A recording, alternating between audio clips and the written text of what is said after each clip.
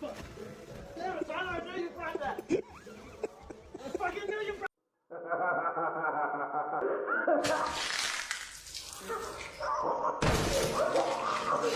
My husband's inflatable suit. Babe, why are you laughing?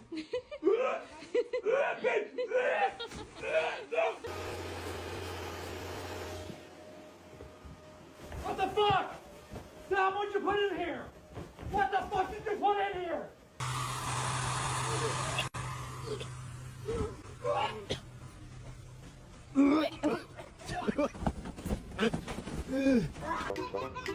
Oh, bro, what the fuck?